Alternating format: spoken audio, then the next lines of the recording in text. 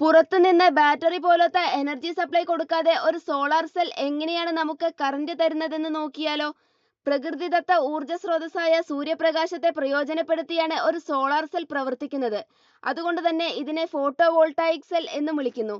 Silicon എന്ന മൂലകം കൊണ്ട് രൂപപ്പെടുത്തിയിട്ടുള്ള സിലിക്കൺ വേഫറുകളാണ് സോളാർ പാനലിന്റെ ഹൃദയഭാഗം.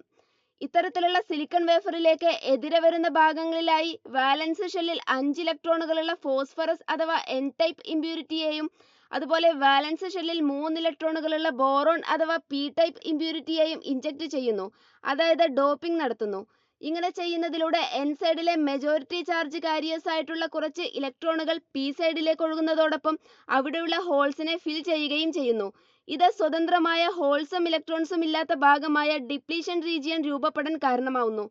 ഇലക്ട്രോണുകളുടെ ഇത്തരത്തിലുള്ള ഒഴുക്ക് കാരണം എൻ സൈഡ് ബൗണ്ടറി പോസിറ്റീവായും പി സൈഡ് ബൗണ്ടറി നെഗറ്റീവായും ചാർജ് ചെയ്യപ്പെടുന്നു.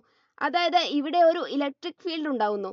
ഇങ്ങനെ ഉണ്ടാവുന്ന ഡിപ്ലീഷൻ റീജിയണിലേക്ക് സൂര്യപ്രകാശം പതിക്കുമ്പോൾ അവിടെ സ്വതന്ത്രമായ ഇലക്ട്രോൺ ഹോൾ പെയേഴ്സ് രൂപപ്പെടുന്നു. ഡിപ്ലീഷൻ റീജിയണിലുള്ള ഇലക്ട്രിക് ഫീൽഡ് ഇത്തരത്തിലുണ്ടാവുന്ന ചാർജ് വാഹകരെ ഈ റീജിയണിൽ നിന്ന് പുറത്തേക്ക് ചലിപ്പിക്കാനുതകുന്ന ഡ്രൈവിംഗ് ഫോഴ്സ് അഥവാ പ്രേരക ശക്തി ലഭ്യമാക്കുന്നു.